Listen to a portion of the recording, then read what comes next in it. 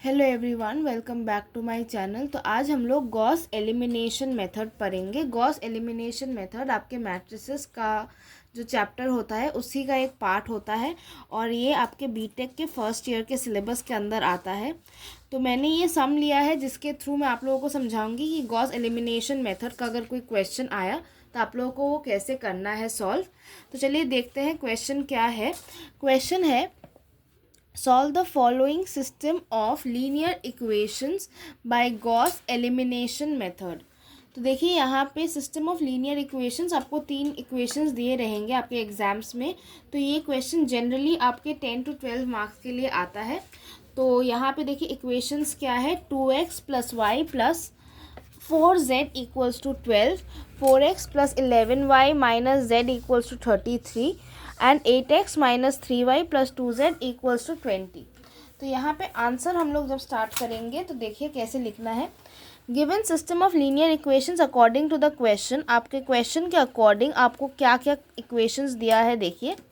Equations है 2x + y + 4z = 12, 4x + 11y - z = 33 and 8x - 3y + 2z = 20। मतलब यहाँ पे आपको जो 3 इक्वेशंस दिए हुए हैं इन्हीं 3 इक्वेशंस को आपको यहाँ पे लिखना है।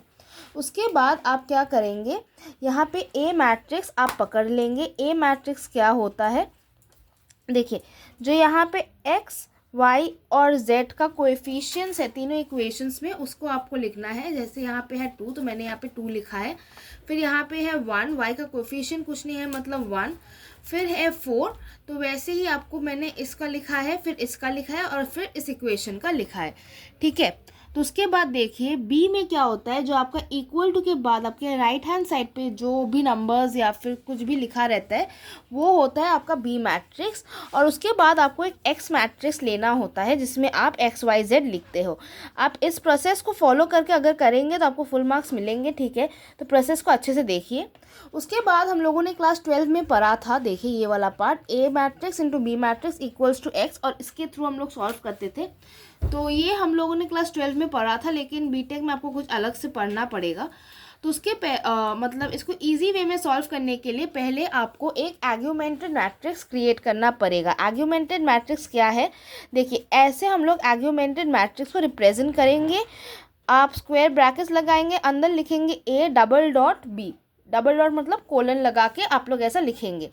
उसके बाद देखिए ए मैट्रिक्स जहाँ पे लिखा है आप साइड में LHS वाला पार्ट में आप लोग ए मैट्रिक्स लिखेंगे। और सिमिलरली यहाँ पे देखिए 2 1 4, फिर यहाँ पे मैंने लिखा 2 1 4 जैसे ए मैट्रिक्स का फर्स्ट रो है। और यहाँ पे जो मेरा फर्स्ट एलिमेंट है मतलब बी का, तो उसको मैंने लिख दिया है 12, ठीक है। इसके करस्पॉन्डिंग ये वाला आएगा, इसके करस्पॉन्डिंग ये आएगा और इसके करस्पॉन्डिंग ये वाला इक्वेशन आएगा, ठीक है। तो उसके बाद आपको क्या करना है देखिए, आपको ऐसे एक आर्ग्यूमेंटेड मैट्रिक्स कन्वर्ट कर लेना है, लिख लेना है पहले। उसके बाद आपका जो ए मैट्रिक्स है उसको आपको एक अपर ट्रायंगुलर मैट्रिक्स में कन्वर्ट करना है, ठीक है। तो देखिए अपर ट्रायंगुलर मैट्रिक्स में आप लोग जब कन्वर्ट करोगे तब आप लोगों को कुछ रो एलिमेंट्री रो ट्रांसफॉर्मेशंस करना पड़ेगा। अगर आपको एलिमेंट्री रो ट्रांसफॉर्मेशंस नहीं पता तो आप लोग मुझे कमेंट्स में बता सकते हैं, तो मैं उसके ऊपर एक वीडियो ला दूँगी। तो एलिमेंट्री रो का मतलब ट्रांसफॉर्मेशंस में आपको देखिए यहाँ पे जो आपका ये ए मैट्रिक्स है, जो ये वाला ए मैट्रिक्स है ये भी आपका ए मैट्रिक्स है, ठीक है। तो उसको आपको अपर ट्रायंगुलर मैट्रिक्स में कन्वर्ट जब करना पड़ेगा, अपर ट्रायंगुलर मैट्रिक्स में यहाँ पे साइड में लिख देती हूँ क्या होता है। देखिए सपोज ये एक मैट्रिक्स है तो उसमें ABC 0 DE 00 F ये है आपका अपर ट्रायंगुलर मैट्रिक्स। मतलब ये वाला जो पार्ट है ये हमेशा 0 रहेगा, ठीक है। मतलब नीचे एक ट्रायंगल फॉर्म होगा, राइट एंगल ट्रायंगल, जिसके ऊपर के एलिमेंट सभी नॉन ज़ीरो रहेंगे और ये वाला 0 रहेगा। मतलब प्रिंसिपल डायगोनल के नीचे जो भी एलिमेंट्स आएंगे उनको आपको 0 करना है। तो देखिए यहाँ पे मेरा जो रो 2 है उसको मैंने रिप्लेस किया है R2 - 2R1 से, और R3 को मैंने रिप्लेस किया है R3 - 4R1 से। देखिए रो 2 कौन सा है, इसको मैंने रिप्लेस किया है 2R1 से। मतलब R2 को मैंने यहाँ पे रिप्लेस किया है R2 माइनस 2R1 से, तो R2 मेरा ये है, इसको मैंने टोटली रिप्लेस कर दिया है। कैसे रिप्लेस किया है? R2 minus 2 into R1, 2 into R1 मतलब 2 इंटू 2 4, 4 माइनस 4 यहाँ पे देखिए 0, 11 minus 2 into 1 is 9 and -1 minus 2 into 4 is -9। तो ऐसे ही सिमिलरली आप जब R3 माइनस 4R1 करोगे तब भी आपको ऐसा एक नंबर या फिर ऐसा एक रो मिलेगा देखने को। तो क्या मिला है मुझे? R3 माइनस 4R1 करके 0 -7 -14। ठीक है, तो बहुत स्टूडेंट्स क्या गलती करते हैं, वो लोग ना ये वाला जो कॉलम होता है आपका, मतलब बी वाला पार्ट, उसको मतलब वैसे का वैसा ही रख देते हैं। लेकिन आपको एलिमेंट्री रो ट्रांसफॉर्मेशन जब भी आप अप्लाई करते हो तो आपको यहाँ पे भी अप्लाई करना होता है। सिमिलरली मैंने देखिए यहाँ पे भी अप्लाई किया है, मतलब 33 minus 2 into 12 is 9, 20 minus 4 into 12 is -28। आपको ऐसे सॉल्व कर लेना है। ठीक है, मैंने इतना तक कर लिया। देखिए यहाँ पे मेरा फर्स्ट एलिमेंट 0 हो गया, मतलब प्रिंसिपल डायगोनल का जो फर्स्ट एलिमेंट है उसके नीचे जो मेरा फर्स्ट नंबर आएगा वो मैंने 0 कर दिया। अब मेरा जो टास्क होगा वो इसको और इसको 0 करना होगा। तो कैसे 0 करेंगे चलिए देखते हैं। चलिए यहाँ पे देखिए, मैंने यहाँ पे इसको और इसको दोनों को 0 कर दिया, तो मुझे बस इसी को 0 करना बाकी है। तो कैसे करेंगे देखिए, R2 को मैंने मल्टीप्लाई किया है 7R से, 7R2 को, ठीक है, और R3 को मैंने मल्टीप्लाई किया है 9 से, मतलब R2 को मैंने रिप्लेस कर दिया है 7R2 से और R3 को रिप्लेस कर दिया है 9R3 से। ठीक है, तो उसके बाद देखिए यहाँ पे क्या आता है, जब रिप्लेस करोगे तो आपको मिलेगा कुछ ऐसा एक मैट्रिक्स जिसका एलिमेंट्स होंगे 2 1 4 0 63 -63 0 -63 -126, और यहाँ पे आपको कैलकुलेट कर लेना है। ठीक है, जो मैंने कैलकुलेट किया था वो आया था 1263 -252। ठीक है, उसके बाद देखिए R3 को मैंने क्या रिप्लेस किया है, R3 को मैंने रिप्लेस किया है R3 प्लस R2 से। देखिए प्लस जब आप करोगे तो ये वाला रो और ये वाला रो जैसे का जैसा रहेगा, और इन दोनों को जब आप प्लस करोगे तो 0 आ जाएगा।